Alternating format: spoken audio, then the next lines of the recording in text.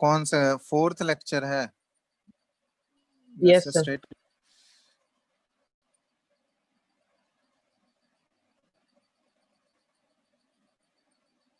चलो, आज हम लोग एक नया टॉपिक इसमें स्टार्ट कर रहे हैं। छोटा सा टॉपिक है, ज्यादा कुछ नहीं है। Graham's law of diffusion and diffusion. ठीक है, Graham's law of diffusion and diffusion.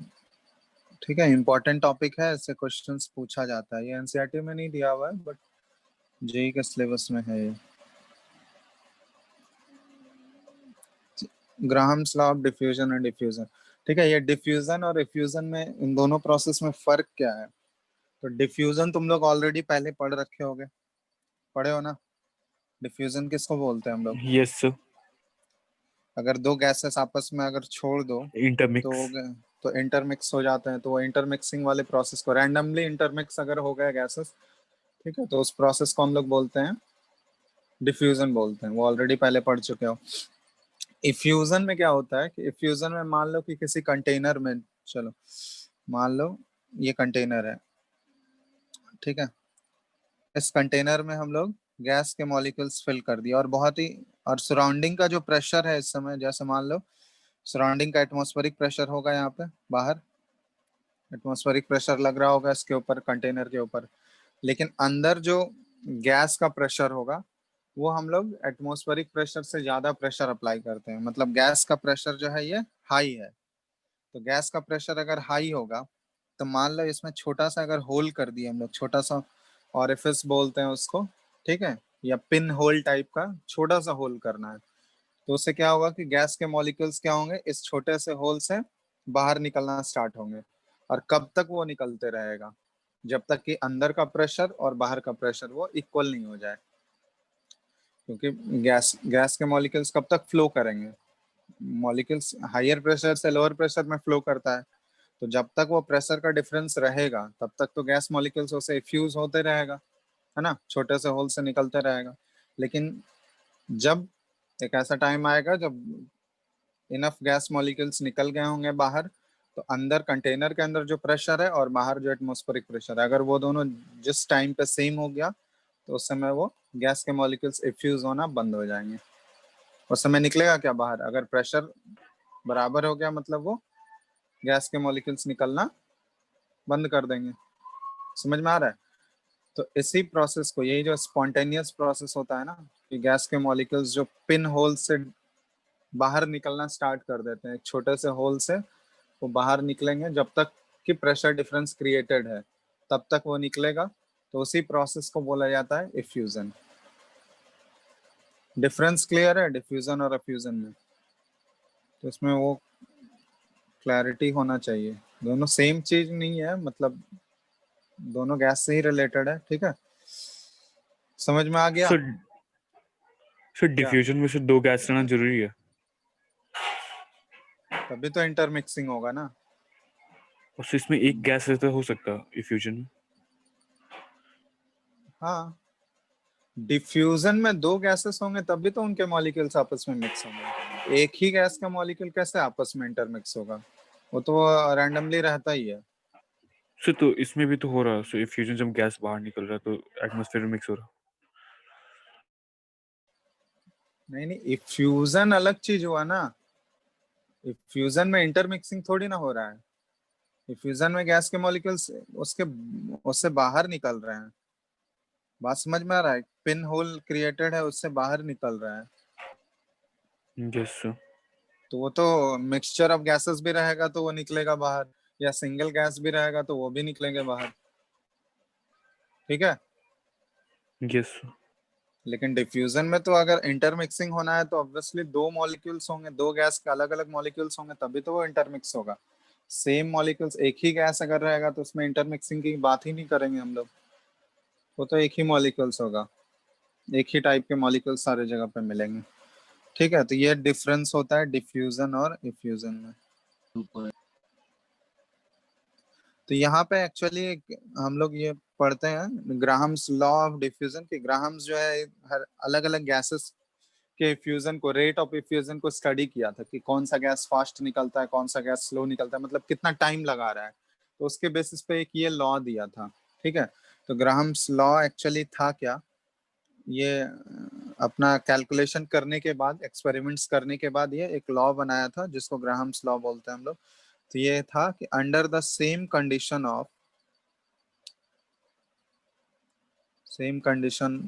Of temperature and pressure, ठीक है। तो मतलब टेम्परेचर और प्रेशर अगर हम लोग कांस्टेंट रखें तो the rates of diffusion,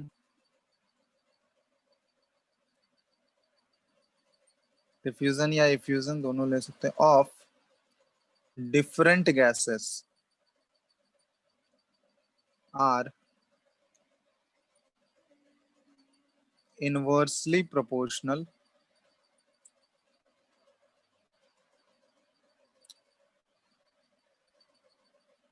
to the square roots of their molecular masses or the densities, molecular masses और देयर डेंसिटीज, ठीक है। तो ये अपना एक्सपेरिमेंट किया, अलग अलग गैसेस को चेंज करके, उसके बाद कैलकुलेशंस जब देखा तो उसके बेसिस पे ये एक लॉ फ्रेम किया था, ठीक है। और यही आया था कि अगर हम लोग टेम्परेचर और प्रेशर आइडेंटिकल रखें, सारे गैसेस का सेम रखें, तो जो रेट ऑफ डिफ्यूजन आर होगा, आर मतलब रेट ऑफ डिफ्यूजन ये डिनोट कर रहा है, तो ये देखा गया कि इसका रिलेशन क्या आता है, that is inversely proportional to square root of molar mass of the gas, या square root of molecular mass of the gas, या फिर inversely proportional to the square root of density, ठीक है। तो ये रिलेशन आया था, इसके कैलकुलेशन से ये रिलेशन फ्रेम किया था।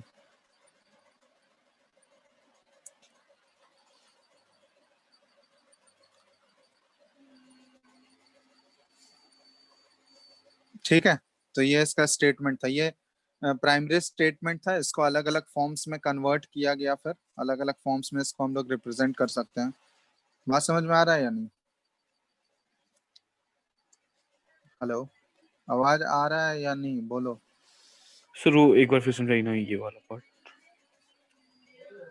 इसमें समझाना नहीं है कुछ, मतलब इसमें ये लॉ आया था, उसके अकॉर्डिंग वो कैलकुलेशन किया था ना, तो सर कैलकुलेशन ये के डी, बेसिस पे क्या, सर डी क्यों है, ये डी किसके लिए है सर? डी डेंसिटी है, डी डेंसिटी को डिनोट कर रहा है गैस। तो ये rate of diffusion of gas, ठीक है, आर जो है rate of diffusion of gas, ये पाया गया कि molar mass of the gas के इनवर्सली प्रोपोर्शनल है, molar mass of the gas के स्क्वायर रूट के इनवर्सली प्रोपोर्शनल है। तो R is inversely proportional to under root of molar mass of the gas, या फिर अंडर रूट ऑफ डेंसिटी, ठीक है। तो ये रिलेशन आया था कि अलग अलग गैस अगर चेंज कर दें हम लोग, जैसे मान लो दो गैसेस अगर ले लें हम लोग, तो एक गैस का मान लो रेट ऑफ डिफ्यूजन R1 है, ठीक है, और दूसरे गैस का रेट ऑफ डिफ्यूजन R2 है। तो जब इन दोनों का रेशियो लोगे तो ये क्या आ जाएगा, अगर मोलर मास के इनवर्सली प्रोपोर्शनल है तो ऊपर किसका आ जाएगा, मोलर मास 2 का आ जाएगा, और नीचे किसका आ जाएगा, मोलर मास 1 का आ जाएगा। बात समझ में आ गया? या फिर डेंसिटी के टर्म में अगर हम लोग बात करें तो ऊपर डेंसिटी ऑफ सेकंड गैस आ जाएगा, नीचे डेंसिटी ऑफ फर्स्ट गैस। तो ये दो गैसेस अगर हमको कंपेयर करना है, किसी एक गैस का रेट ऑफ डिफ्यूजन अगर दिया हुआ है और गैस तुमको मेंशन किया हुआ है, तो हम लोग दूसरे गैस का रेट ऑफ डिफ्यूजन निकाल सकते हैं इस फॉर्मूले से, ठीक है। Yes sir. मतलब यहाँ पे प्रोपोर्शनैलिटी साइन हटाओगे तो एक कांस्टेंट ही आएगा ना, कोई कांस्टेंट के मान लेते हैं, और ये 1/√m आएगा, यही आएगा ना। तो आर वन के लिए अगर लिखोगे तो R1 = K × 1/√m1 आएगा। R2 के लिए लिखोगे तो R2 = K × 1/√m2 आएगा। तो जब दोनों का रेशियो लोगे तो m2 ऊपर चला जाएगा, m1 नीचे आ जाएगा। उसी तरह डेंसिटी में वही होगा। बात समझ में आ रहा है? तो ये यस सर। फॉर्मूला आ गया। तो इसके बेसिस पे हम लोग न्यूमेरिकल्स देंगे, अभी न्यूमेरिकल्स में क्लियर हो जाएगा कैसे कैलकुलेशन करना है। इसको बहुत अलग अलग तरीके से भी रिप्रेजेंट किया जा सकता है, रेट ऑफ डिफ्यूजन को, ठीक है। तो जैसे ये जो रेट होता है ना, ये वॉल्यूम के टर्म में भी हम लोग रिप्रेजेंट कर सकते हैं। Rate of diffusion that is equal to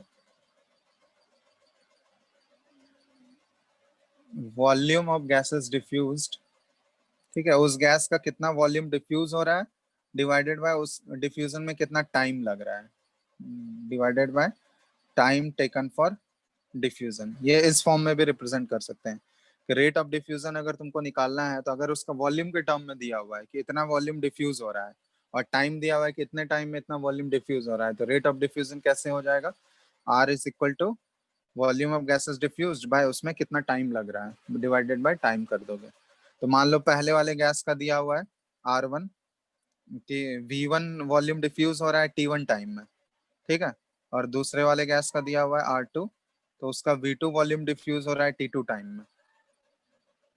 समझ में आ रहा है? तो हम लोग रिलेशन यहाँ पे क्या लिख लेंगे? R1/R2 जब रेशियो लोगे तो ये क्या आ जाएगा? V1/T1 डिवाइडेड बाय V2/T2, है ना? Yes sir. तो ये डिवाइड करोगे तो T2 ऊपर आ जाएगा, V1 इंटू T2 हो गया, और नीचे क्या आ जाएगा? V2 इंटू T1 हो जाएगा। यही होगा, रेशियो ले रहे हैं। यस।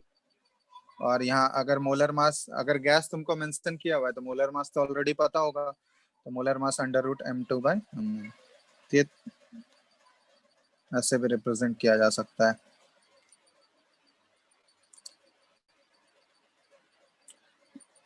डेंसिटी से भी रिलेट कर सकते हो। और इस केस में मान लो अगर तुमको, बहुत सारे कंडीशंस इसमें बनाए जा सकते हैं अपने से। जैसे मान लो अगर तुमको बोल दिया कि वॉल्यूम सेम डिफ्यूज हो रहा है दोनों गैसेस का, तो फॉर सेम वॉल्यूम, तो सेम वॉल्यूम में क्या मॉडिफिकेशन आ जाएगा इसमें? For the same volume of two gases, तो बस वी वी कैंसिल आउट हो जाएगा, तो सेम वॉल्यूम के लिए क्या इक्वेशन रेड्यूस होकर क्या आ जाएगा? R1/R2 is equal to T2/T1 सिर्फ बच जाएगा, और इज इक्वल टू, हम लोग ऐसे लिख सकते हैं √m²/m², या फिर डेंसिटी के टर्म में भी रिलेट कर सकते हैं √d2/d1। ठीक है, तो ये सारे इक्वल ही होंगे, मतलब सारे किसी भी फॉर्म में हम रिप्रेजेंट कर सकते हैं, जैसा क्वेश्चन पूछा जाएगा उसके अकॉर्डिंग हम लोग कर लेंगे। ठीक है, तो पहला, अब वो केसेस तो अपने ऊपर है कि कितने बना सकते हैं हम लोग। जैसे मान लो यहाँ पे वॉल्यूम सेम रख दिया, अगर मान लो सेकंड केस में तुमको दिया है कि टाइम सेम हो रहा है, मतलब वॉल्यूम अलग अलग गैसेस है लेकिन वो सेम टाइम में डिफ्यूज हो रहा है, तो उस केस में तुम्हारा टाइम कैंसिल आउट हो जाएगा। समझ में आ रहा है? Yes sir. तो फॉर द सेम टाइम,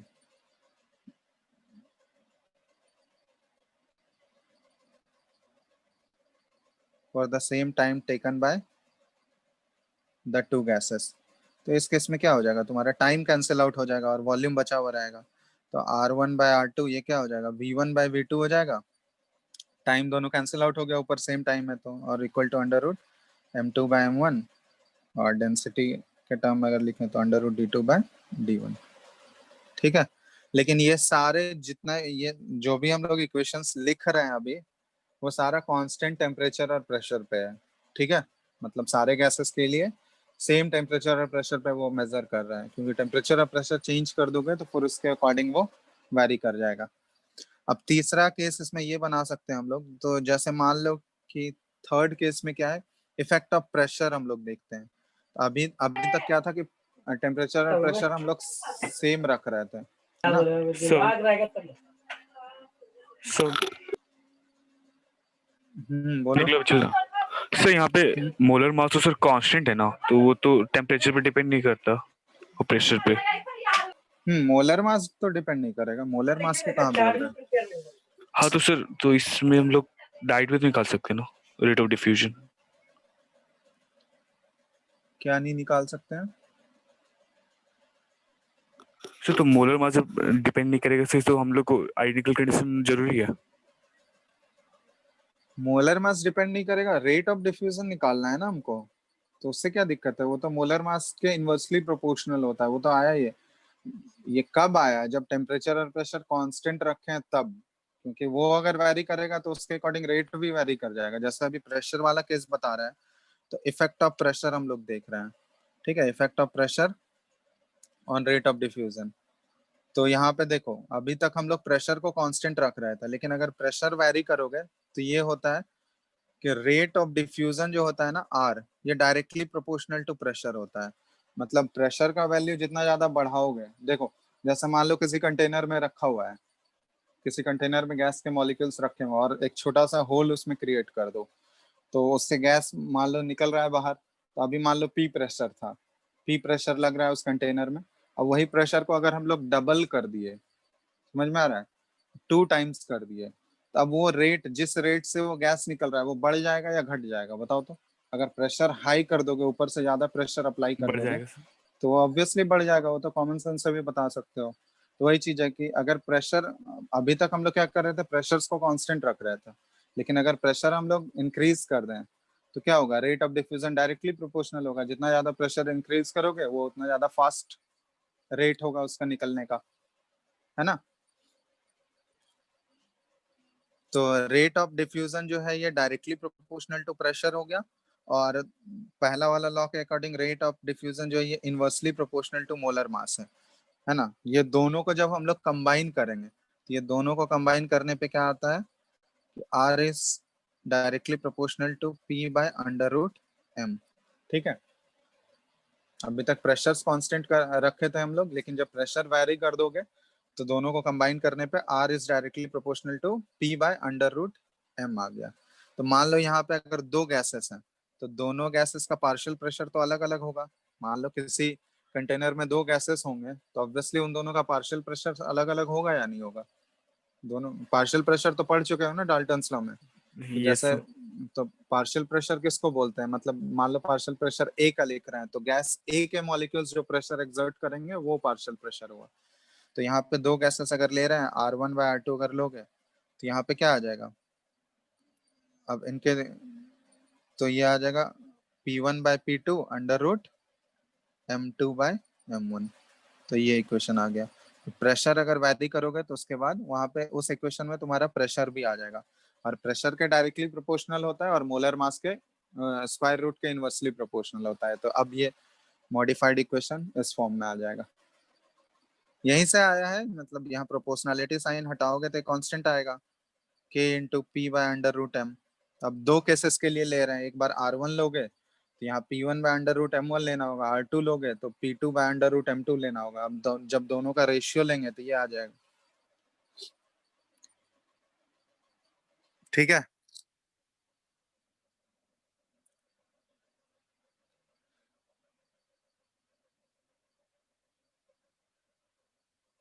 आ रहा है समझ में बात। यस। चलो, तो ये सारे थियोरेटिकल है, मतलब अलग अलग केसेस बनाए जा सकते हैं, वो क्वेश्चन पे डिपेंड करता है। तुमको बस एक बेसिक आइडिया होना चाहिए कि ये इक्वेशन है, अब उसको कैसे मॉडिफाई करना है वो तो तुमको खुद दिमाग लगाना होगा कि क्या कांस्टेंट रख दें। ठीक है, उसके अकॉर्डिंग वो मॉडिफिकेशन आ जाएगा। तो क्वेश्चंस कराते हैं, उससे ज्यादा क्लियर हो जाएगा कि कहाँ पे कैसे हमको यूज करना है। समझ में आ रहा सर है के, बस। सर के का बोलो। वैल्यू है कुछ? के कुछ नहीं, वो तो कैंसिल आउट होगा ना, हमको रेशियो लेना है, उससे के से कोई मतलब थोड़ी है। तो प्रोपोर्शनैलिटी साइन हटाने के लिए कांस्टेंट यूज करते हैं, ऑब्वियसली यहाँ पे रेशियो में हम लोग डील कर रहे हैं ना, तो कैंसिल आउट हो जाएगा ऊपर नीचे। तो रेशियो के टर्म्स में बात करेंगे हम लोग। लिख लियो ना सारे फॉर्मूले, अब क्वेश्चंस दे रहे हैं, 2-3 क्वेश्चंस कराता हूँ, उससे ज्यादा क्लियर हो जाएगा सारा चीज। यहाँ पे एक और फॉर्म में इसमें डिस्टेंस ट्रेवल्ड के टर्म में भी बात किया जाता है। जैसे वॉल्यूम ऑफ गैसेस फ्यूज किए हैं ना, जैसे ऊपर हम लोग ये देखो, यहाँ पे रेट ऑफ डिफ्यूजन जैसे बताए थे तुम लोगों को कि volume of gases diffused by time taken, तो उसी तरह डिस्टेंस ट्रेवल्ड के टर्म में भी इसको डिफाइन किया गया है। तो यहीं पे एक बता देते हैं, जैसे rate of diffusion, rate of diffusion is equal to distance traveled by gas, ठीक है, गैस बाय टाइम टेकन। तो इस टर्म में भी हम लोग बात करते हैं। आर इज इक्वल टू, मान लो डिस्टेंस ट्रेवल्ड है ये एल मान लेते हैं अगर, ठीक है, और उसमें टाइम लग रहा है टी टाइम लग रहा है उतना डिस्टेंस को ट्रेवल करने के लिए, तो ये L/T के टर्म में भी बात कर सकते हैं। और यहाँ पे अगर दो गैसेस लोगे तो R1/R2 ये क्या आ जाएगा, ये L1/T1 और डिवाइडेड बाय L2/T2, तो T2 ऊपर चला जाएगा और नीचे L2 आ जाएगा।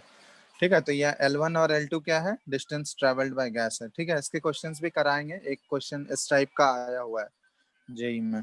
ठीक है, तो वो करा देंगे तो उससे क्लियर हो जाएगा, कैसे यूज करना, इसको अप्लाई करना, वो इम्पोर्टेंट है। ठीक है, चलो पहला क्वेश्चन तो इससे लिखो, फर्स्ट क्वेश्चन दे रहे हैं, लिख लियो ना फॉर्मूला ये सब तुम लोग।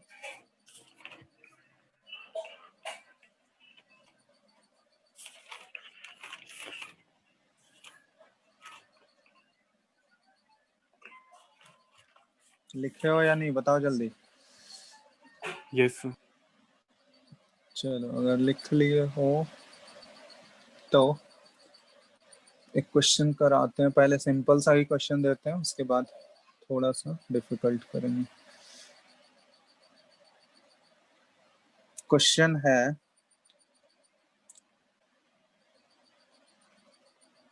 Rate of effusion of ethane is 1.53 times faster than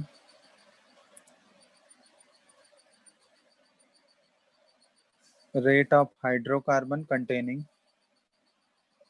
ठीक है, तो देखो यहाँ पे मोल कॉन्सेप्ट भी मिक्स कर दिया गया है इसमें।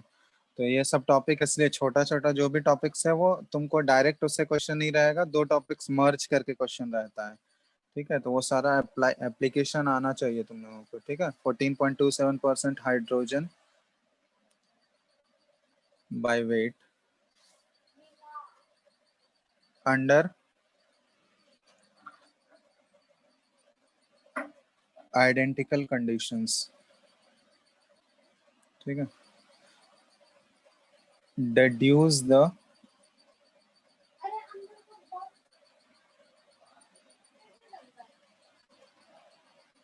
molecular formula of hydrocarbon।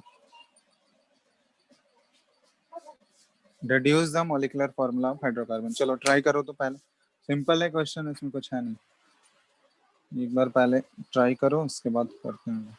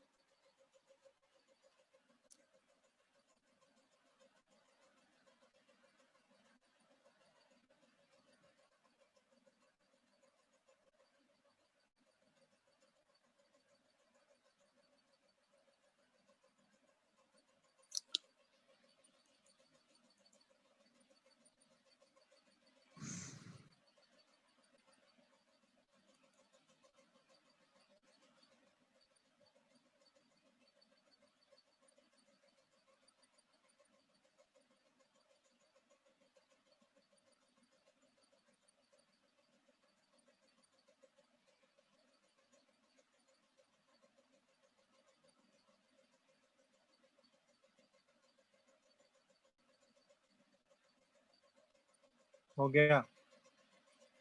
Sir एक सेकंड हो गया।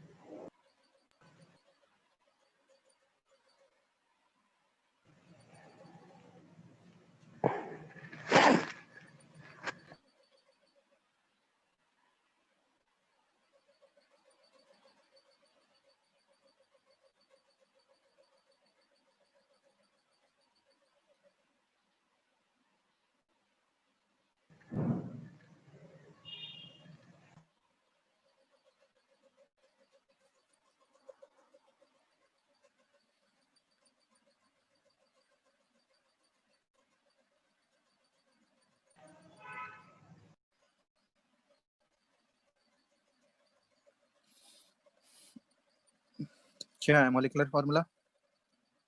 सर एक सेकंड सर, कैलकुलेटिव ज्यादा है सर। एम्पेरिकल फार्मूला वाला पार्ट यूज कर लेना उसमें। Yes sir.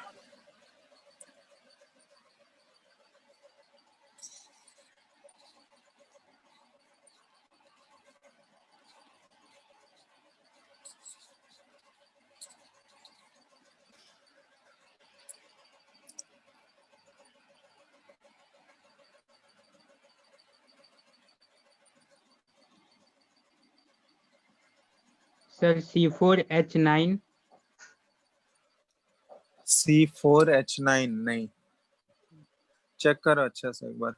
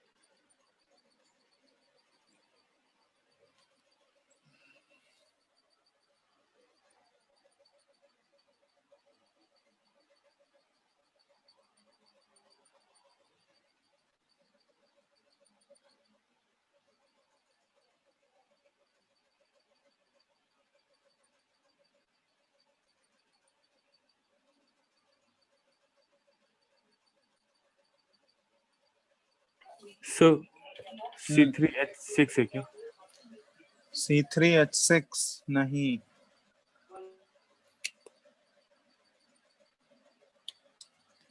एम्पेरिकल फार्मूला क्या आया तुम लोगों का?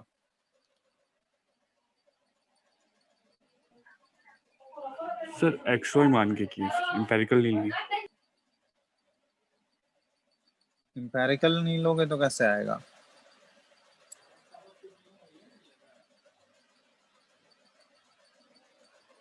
एम्पेरिकल नहीं लोगे तो कैसे आएगा? चलो देखो यहाँ, बाकी और किसी का आया कुछ?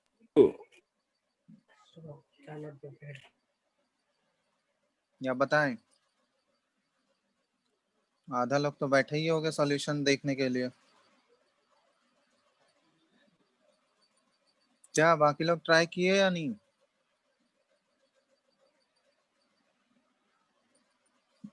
कोई रिस्पॉन्स ही नहीं देगा अब। चलो ठीक है, देखो यहाँ, rate of diffusion of ethane, एक मॉलिक्यूल इथेन दिया हुआ, इथेन का फॉर्मूला बताओ। C2H6। C2H6, ठीक है। तो अगर ये गैस हमको पता है, गैस का अगर नेचर पता है तो इसका मोलर मास पता चल गया। एम इथेन का क्या हो जाएगा? मोलर मास इथेन का कितना लिया हो? 30। 30 हो गया, ठीक है, 30। तो चलो यहाँ पे रेट ऑफ डिफ्यूजन दिया हुआ है कि sorry, rate of diffusion of ethane 1.53 times faster है। मतलब इसको अगर हम लोग इथेन ले लें, आर ऑफ इथेन और by R of unknown compound, unknown compound में हाइड्रोकार्बन है, HC ले लेते हैं, ठीक है। हाइड्रोकार्बन मतलब हाइड्रोजन और कार्बन का बना हुआ है वो। तो that is equal to under root molar mass का इनवर्स, स्क्वायर रूट का मोलर मास का रेसिप्रोकल हो जाएगा। C4H10। नहीं, C4H10 भी नहीं है। चलो अब देखते हैं। तो यहाँ पे मोलर मास इसका पता नहीं है हमको हाइड्रोकार्बन का, तो M एज्यूम कर लेते हैं, और इथेन का तो मोलर मास पता है, तो ये 30 हो गया, है ना। और ये दिया हुआ है कि इसका रेशियो, मतलब इथेन का जो है रेट ऑफ डिफ्यूजन ये 1.5 टाइम्स फास्टर है। तो 1.5 टाइम्स फास्टर है, मतलब इज इक्वल टू 1.53 लिख सकते हैं हम लोग। Yes yes. चलो, तो यहाँ से हम लोग मोलर मास कैलकुलेट कर सकते हैं क्या? उस अननोन कंपाउंड का मोलर मास आ सकता है यहाँ से कितना? सर अगर कितना आ रहा 7 है तो ज्यादा। सर है? हाँ, 340। 700, नो सर। सर 70 के 300। आसपास, 70 के आसपास आ रहा है, 70.2 के आसपास। कैलकुलेट करो तो स्क्वायर लेना है 1.53 का स्क्वायर और उसको 30 से मल्टीप्लाई कर दो बस। अब इतना भी कैलकुलेशन नहीं कर सकते हो क्या? इतना तो करना होगा ना। तो ये इतना आ रहा है 70.23 के आसपास आया किसी का? यहीं पे गड़बड़ कर रहे थे क्या?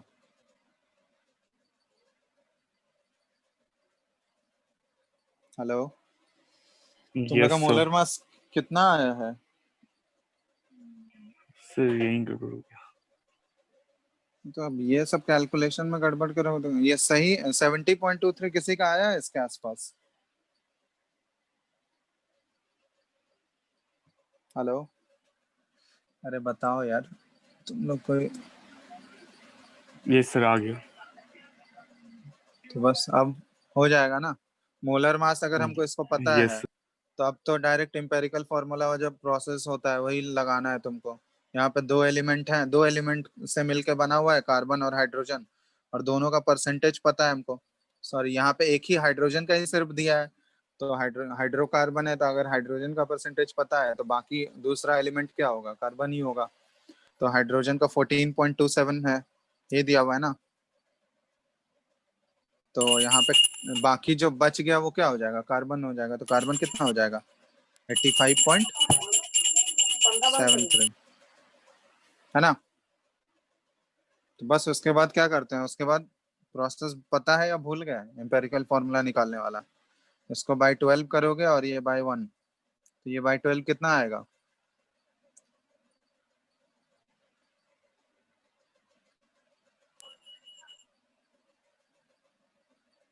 सर अबाउट 14 आ जाएगा, 7 आएगा सर।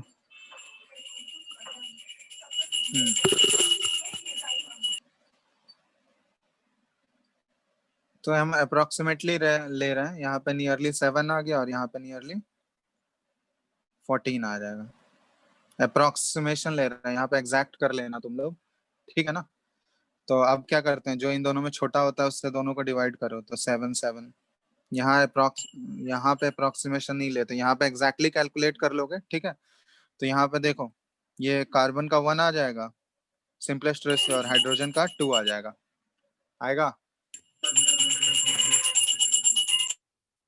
सिंपलेस्ट रेशियो, ये हो यस गया। सर। यस सर यस तो सर। एम्पेरिकल फॉर्मूला क्या हो गया? CH2।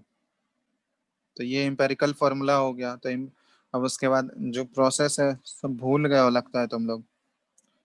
No sir. Empirical formula mass, molar mass तो हमको पता है 70.23, एम्पेरिकल फार्मूला मास सर कितना आ डिवाइड जाएगा? तो 16 हो गया, सर 14। सॉरी 14, सर 14 हो 5। गया। हाँ, तो ये नियरली 5 हो गया। तब तो मॉलिक्यूलर फार्मूला क्या आ जाएगा? C5H10 आ जाएगा। मतलब यहाँ पे कैसे तुम लोग, ये यार इतना आसान क्वेश्चन है, इसमें क्या करना था? कैलकुलेशन में ही मिस्टेक कर दोगे तो फिर कॉन्सेप्चुअल पार्ट कैसे करोगे? तुम लोग फर्स्ट स्टेप में ही एरर कर दे रहे हो।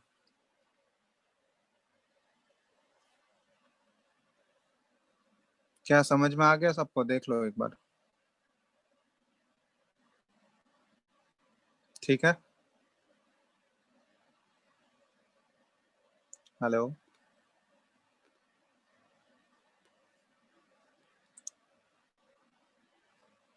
आगे बढ़े, नेक्स्ट क्वेश्चन दें। Hello, yes sir. चलो, किसी को कोई डाउट नहीं है ना इसमें? तो चलो नेक्स्ट क्वेश्चन करते हैं हम लोग। अलग अलग टाइप का क्वेश्चन देते हैं, मतलब किस टाइप, कितने टाइप्स के हो सकते हैं इसमें। सेकंड टाइप है वही डिस्टेंस ट्रेवल्ड वाला क्वेश्चन है, ठीक है। तो ये क्वेश्चन एग्जाम में भी आया हुआ है। तो अमोनिया गैस और HCl, ammonia gas and HCl, ammonia gas and HCl from two flasks at same temperature and pressure. Same temperature and pressure were injected simultaneously through pinholes of similar geometry, similar geometry मतलब pin hole का size जो है वो same है। Attach to या attached at the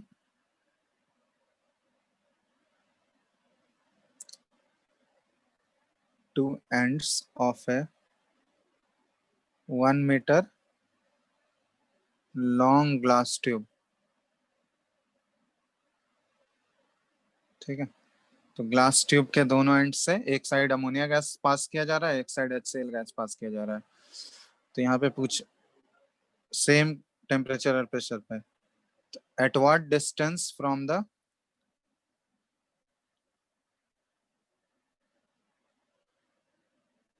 ammonia and the first flash of white fumes would be observed। ठीक है, क्योंकि अमोनिया गैस और HCl ये तुम लोग पढ़े होगे, ये दोनों जब रिएक्ट आपस में मीट करेंगे तो NH4Cl बनाएगा। NH4Cl जो डेंस वाइट फ्यूम्स के फॉर्म में इवॉल्व होगा वहां से, है ना? पढ़े हो ना reaction ammonia gas plus HCl का? सर अमोनिया का फॉर्मूला क्या है? वाह, अमोनिया गैस का फॉर्मूला अभी तक नहीं सुने हो तुम कहीं? इतना बार मोल कॉन्सेप्ट में यूज हुआ होगा। सर भूल गए। बताओ, क्यों इसको बताओ अमोनिया गैस का फॉर्मूला। NH3 से। NH3 होता है। चलो करो, सिंपल सा क्वेश्चन है ये, पूछा गया है एक बार एग्जाम।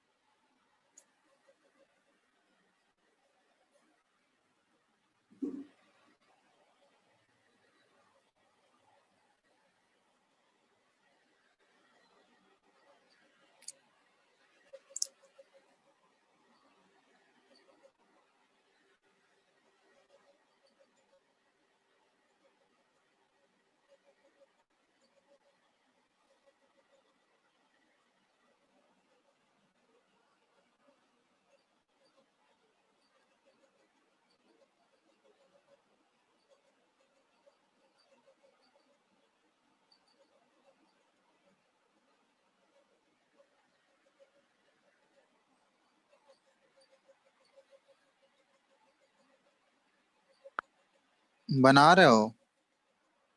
यस सर, एक सेकंड।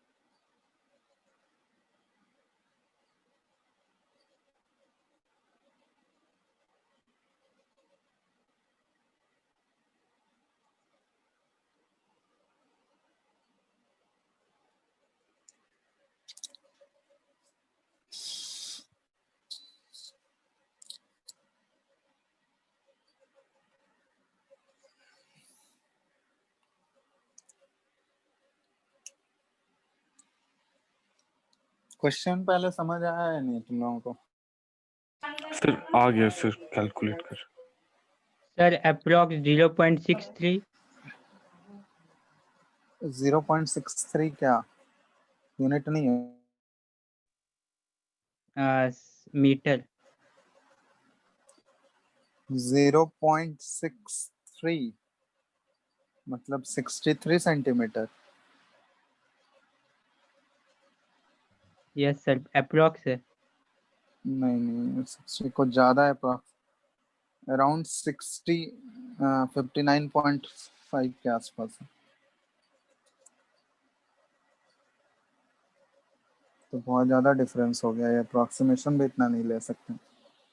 59.5 के आसपास आएगा आंसर, सेंटीमीटर।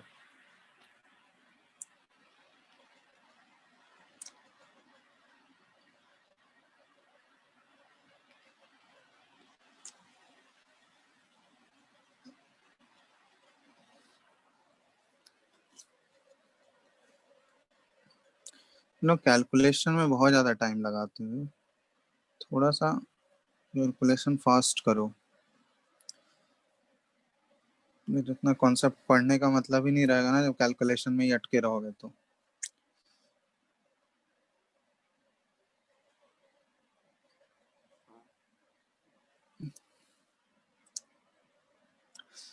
यहाँ पे देखो, जैसे ये ग्लास रॉड है ना, क्या बोला जा रहा है, एक एंड से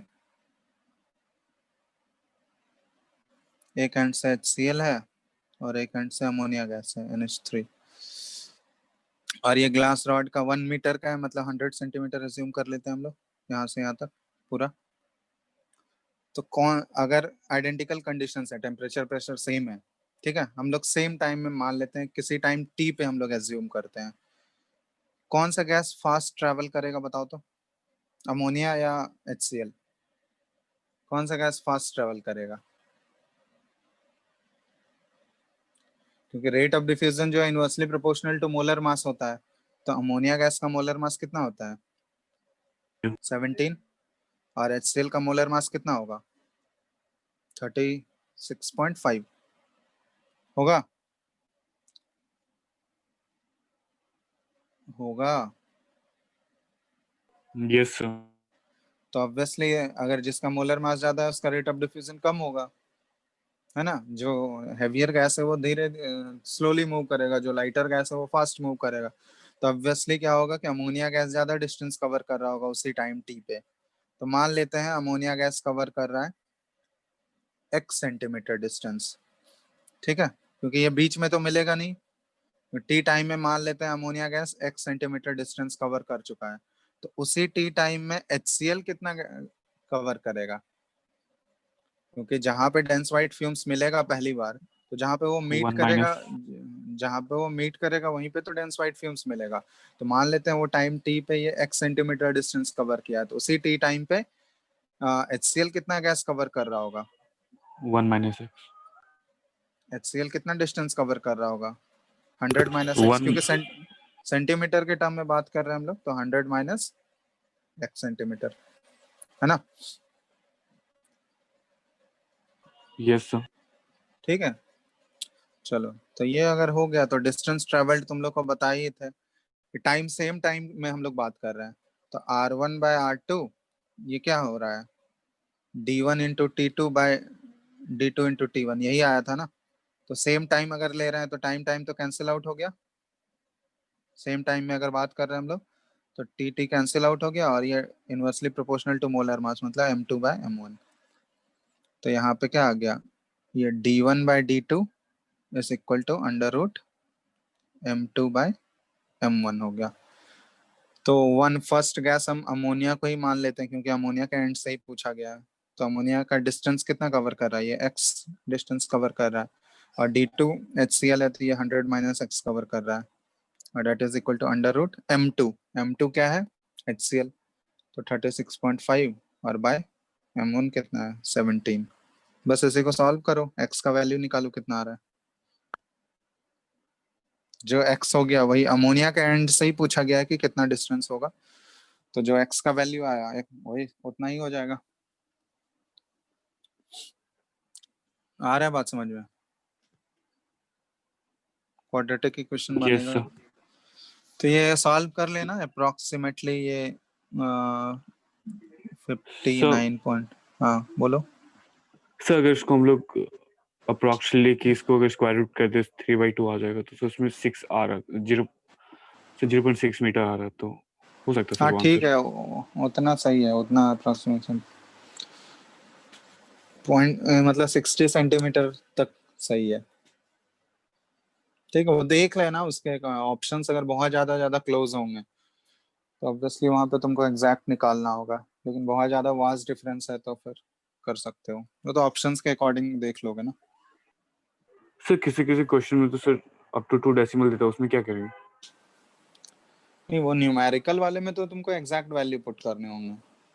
हम बात कर रहे हैं अगर एमसीक्यू है, सिंगल करेक्ट ऑप्शन है, उसमें तो तुम अप्रोक्सीमेशन लेके भी ऑप्शंस के अकॉर्डिंग मैनिपुलेट कर सकते हो। सर तो इसमें एग्जैक्ट अगर कैलकुलेट करना पड़ेगा उसमें? अगर ये सिंगल करेक्ट मतलब न्यूमेरिकल टाइप क्वेश्चन है तो उसमें तो तुमको एग्जैक्ट पुट करना ही होगा। समझ में आ रहा है? मतलब थोड़ा बहुत वो हो सकता है बट उतना भी ज्यादा डिफरेंस, एक दो का डिफरेंस नहीं होना चाहिए। ठीक है ना? उस यस सर। पॉइंट में कुछ डिफरेंस हो सकता है, पॉइंट में थोड़ा बहुत आगे पीछे वो कंसिडर किया जाता है, बट एक से ज्यादा का डिफरेंस हो गया, एक का भी डिफरेंस बहुत ज्यादा होता है, तो एक या एक से ज्यादा का डिफरेंस होगा तो फिर वो गलत हो जाएगा।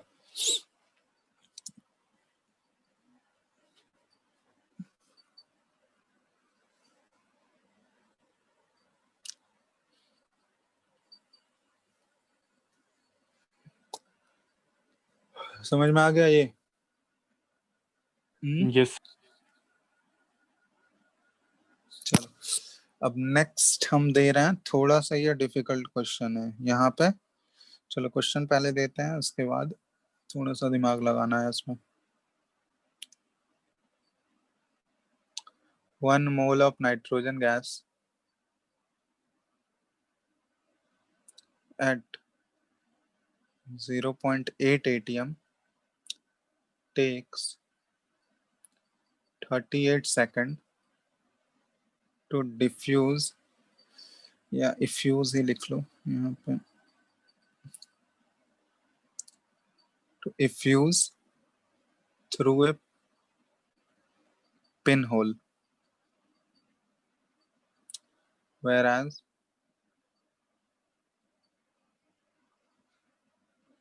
1 mole of an unknown compound of xenon, ठीक है, Xc with fluorine, मतलब xenon का कोई फ्लोराइड है, अननोन कंपाउंड है।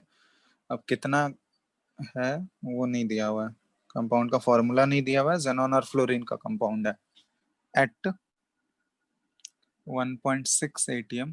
अब यहाँ पे ध्यान देना, प्रेशर्स भी अलग अलग हैं, तो प्रेशर्स डिफरेंट है यहाँ पे। Takes 57 seconds to diffuse, sorry effuse लिख लो यहाँ पे, to effuse through the same hole, मतलब उसी होल से। तो यहाँ पे डिटरमाइन करना है, ये अच्छा क्वेश्चन है, इसको ट्राई करो, थोड़ा सा दिमाग लगेगा। Determine the molecular formula of the compound.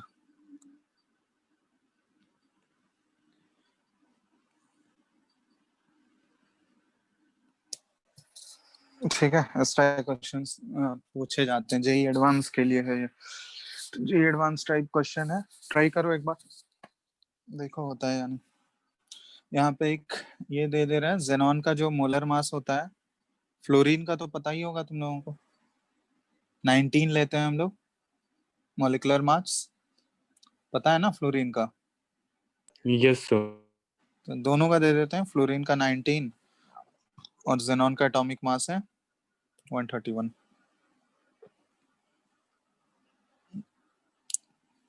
ठीक है, बाकी नाइट्रोजन का तो पता ही होगा। चलो ट्राई करो एक बार।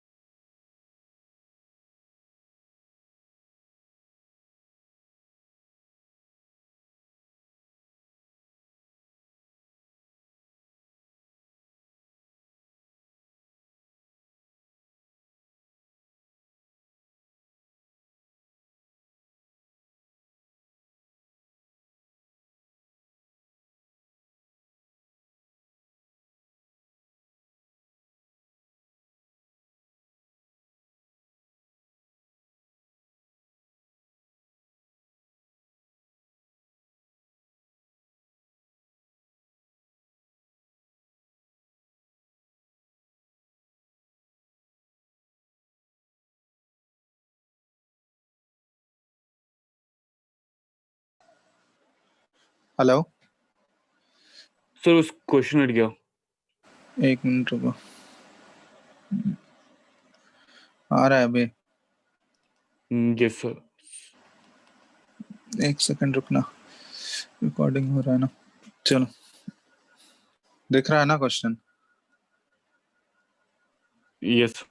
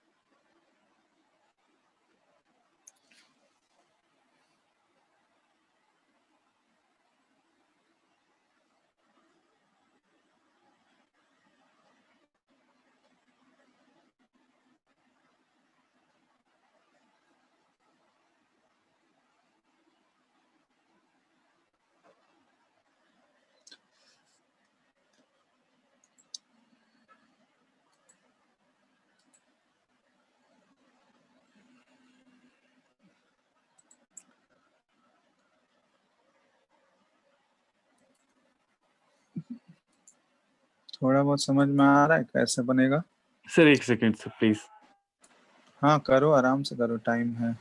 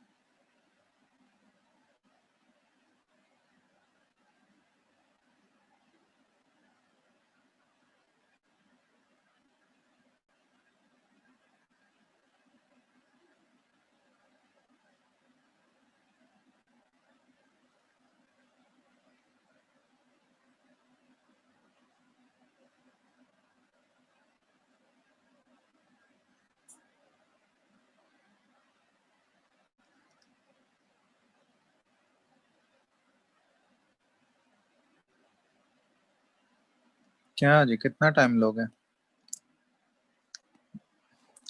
बाकी लोग लगता है सो गया।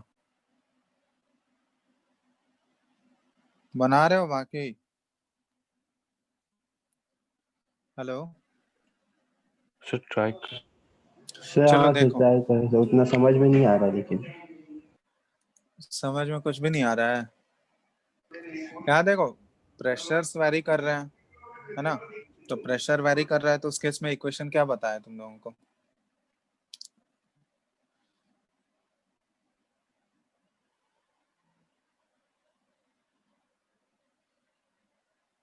R1/R2 ये क्या हो जाएगा? That is equal to P1/P2 और अंडर रूट M2/M1। यही क्वेश्चन यूज करना है हमको। और यहाँ पे एक्चुअली टाइम दिया हुआ है सेम पिन होल से, मतलब पिन होल का वॉल्यूम सेम है ना? और उससे अलग अलग टाइम, मतलब दोनों गैसेस को डिफ्यूज होने में अलग अलग टाइम लग रहा है, तो यहाँ पे वॉल्यूम सेम है तुम्हारा। तो एक तो ये इक्वेशन है। दूसरा, वॉल्यूम के टर्म में कैसे बताए थे कि रेट ऑफ डिफ्यूजन जो है that is equal to volume divided by time होता है ना? Yes sir. तो अगर सेम पिन होल से दोनों गैसेस को इफ्यूज कराया जा रहा है तो वो वॉल्यूम तो सेम होगा, वॉल्यूम जितना इफ्यूज हो रहा है गैसेस का वो वॉल्यूम तो सेम होगा, ठीक है? लेकिन टाइम अलग अलग होगा, अलग अलग टाइम में वो डिफ्यूज होंगे क्योंकि गैसेस सर का नेचर अलग अलग है। तो यहाँ पे हम कंडीशन लोग भी लिख, तो, सर प्रेशर भी तो अलग है। हाँ तो प्रेशर अलग है तो उसके लिए प्रेशर तो कंसिडर कर ही रहे हैं हम लोग। हम यहाँ पे वॉल्यूम और टाइम के टर्म में बात कर रहे हैं, टाइम अलग अलग है, वॉल्यूम तो सेम होगा ना। उस होल से जो निकलेगा गैस, दोनों गैसेस क्योंकि सेम होल से पास कराया जा रहा है, तो दोनों गैसेस का वॉल्यूम, जो निकलने का वॉल्यूम है इफ्यूजन का, वो तो सेम रहेगा। यस तो V बाई, ये यहाँ पे मान लेते हैं T1 है, और दूसरे का R2 क्या आ जाएगा, V/T2। तो यहाँ से टाइम के रेस्पेक्ट में क्या रिलेशन आ गया, that is equal to R1/R2 is equal to, जब रेशियो लोगे तो ये आ गया T2/T1 आ जाएगा। Yes sir. सर वो समझ नहीं आया सर। वो आपने लिखा था सर सेम आइडेंटिकल कंडीशन में सर वॉल्यूम और टेम्परेचर से रिलेटेड होता है V1। क्या समझ नहीं आया? सर वो जो वॉल्यूम और टाइम से जो रिलेशन निकाले सर वो। तो यहाँ तो वॉल्यूम तो सेम होगा ना, इफ्यूज होने का वॉल्यूम, तो V सर एज्यूम लेकिन कर लिए हैं। सर लेकिन आपके उसमें लिखा हुआ सर आइडेंटिकल कंडीशन होगा तभी अगर ये फॉलो होगा, प्रेशर सेम होना चाहिए। आइडेंटिकल कंडीशन होगा, यहाँ पे टाइम के साथ हम लोग रिलेशन निकाल रहे हैं उसका। प्रेशर के साथ यहाँ प्रेशर अलग अलग है तो प्रेशर तो ये होगा ही, मतलब रेट को निकालने का तरीका अलग अलग है, मतलब यहाँ पे प्रेशर को कंसिडर कर ही रहे हैं हम लोग, प्रेशर से तो ये रिलेट कर ही रहे हैं, लेकिन हम लोग टाइम के साथ रिलेट कर रहे हैं कि टाइम से कैसे रेट रिलेटेड है दोनों का। तो टाइम से रेट रिलेटेड है तो उसके लिए वॉल्यूम हमको देखना होगा। हम लोग वॉल्यूम के टर्म में हम बताए थे ना कि अलग अलग टर्म्स में रिप्रेजेंट कर सकते हैं, मतलब जो वैल्यूज दिया रहेगा उसके अकॉर्डिंग हम लोग यूज करेंगे उसको, ठीक है? तो यहाँ पे हम लोग टाइम से रिलेट कर रहे हैं, टाइम से रिलेट कर रहे हैं मतलब क्या है कि वॉल्यूम अगर सेम रखोगे तो वहां पे वो टाइम के इनवर्सली प्रोपोर्शनल हो जाएगा, ठीक है? तो R1/R2 ये क्या हो जाएगा, that is equal to T2/T1 हो जाएगा। तो यहाँ पे अगर हम लोग बात करें तो इसको हम लोग लिख सकते हैं यहाँ से, ये टाइम के रेस्पेक्ट, क्योंकि दोनों का अलग अलग टाइम दिया हुआ ही है हमको क्वेश्चन में। तो R1/R2 ये आ गया T2/T1 यहाँ से, और date is equal to P1/P2, यही इक्वेशन हमको यूज करना है डायरेक्टली, M2/M1। चलो, अब ये इक्वेशन आ गया। अब सारा वैल्यूज तुमको दिया है, अब इस इक्वेशन में पुट करो और उसके बाद सॉल्व करो। तो दो अलग अलग गैसेस हैं तो उसका मोलर मास पहले निकालो। वो जो पहले T2 का वैल्यू कितना दिया हुआ है, तो जो दूसरा वाला गैस है उसको T2 एज्यूम कर लो। अननोन गैस दिया हुआ है तो उसका जो टाइम दिया हुआ है ये कितना है, 57 सेकेंड, है ना? Yes sir. और पहले वाले गैस का T1 उसको एज्यूम कर लें 38 सेकेंड है, ठीक है? और P1/P2 कितना हो गया, तो P1 यहाँ पे पार्शियल प्रेशर लेना है हमको, बात समझ में आ रहा है? P1 और P2 क्या है, ये partial pressure of gas A and gas B. वो ऑलरेडी तुमको प्रेशर दिया हुआ है, दोनों का प्रेशर।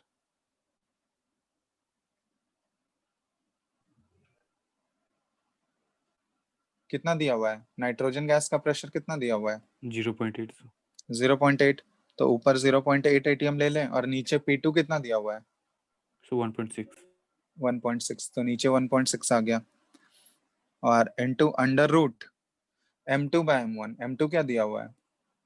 वो अननोन कंपाउंड है, तो उसको M एज्यूम कर लेते हैं उसका मास। और M1 कौन सा है? नाइट्रोजन है। तो नाइट्रोजन का मास कितना ले लोगे? 28 28। तो बस इसी को सॉल्व करके यहाँ से M का वैल्यू निकालो कितना आ रहा है। M आ गया तो उसके बाद तो आगे सॉल्व हो ही जाएगा। यस चलो M निकालो कितना आ रहा है।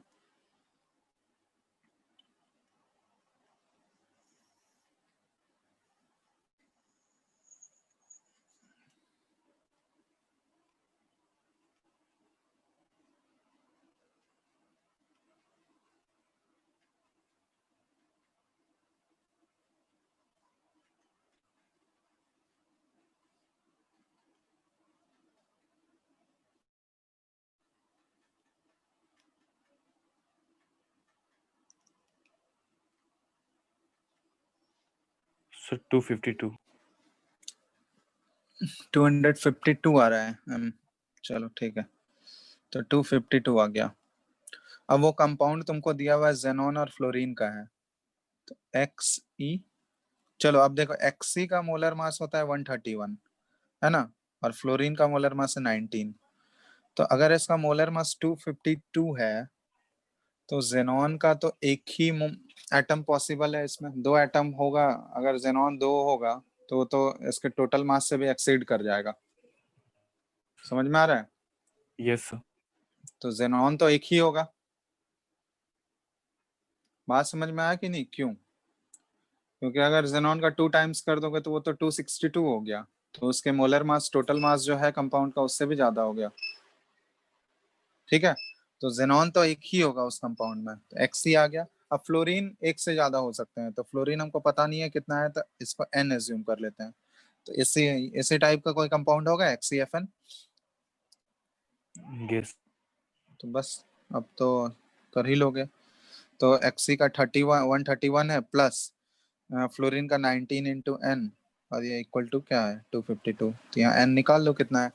N निकालो, बस पुट कर दो, आ जाएगा आंसर। ये सर आ जाएगा। कितना आ रहा है बताओ करके।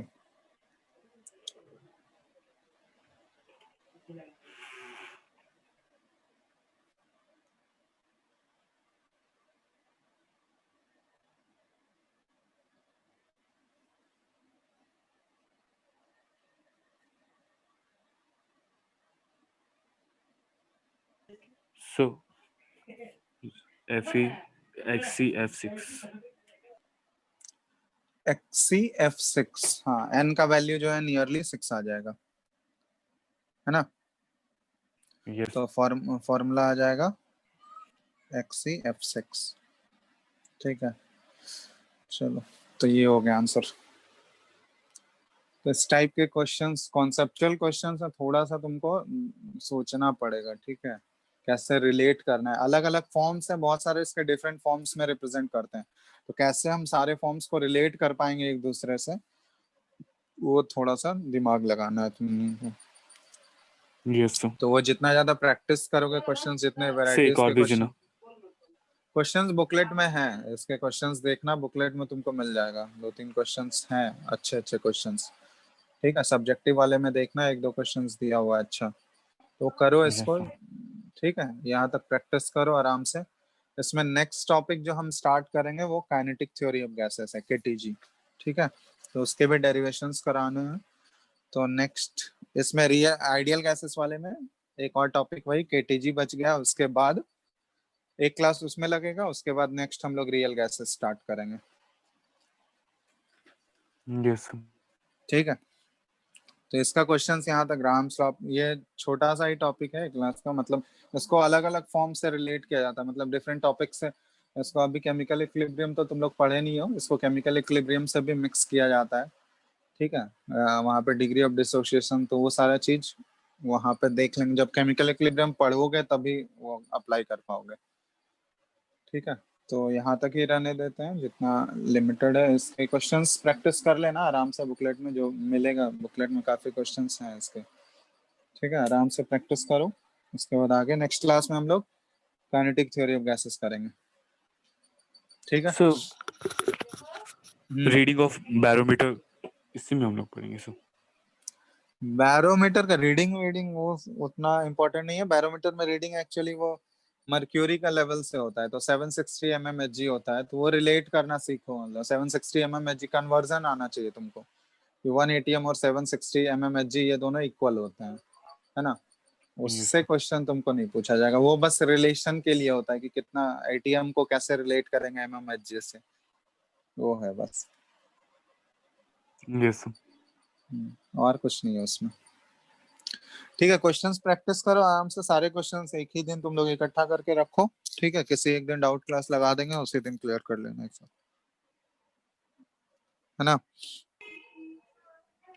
ऐसे अगर किसी को Yes, sir. एक दो क्वेश्चन में डाउट हो रहा है तो ग्रुप में डालना, वो देख लेंगे। सर एक डाले थे, अभी तक नहीं आया रिप्लाई। भेज देना फिर से, शायद देखे नहीं होगा, ठीक है। Yes sir. चलो चलो यहाँ तक करो, आगे नेक्स्ट क्लास में करते थैंक हैं यू हम लोग। सर। चलो ठीक है, थैंक यू।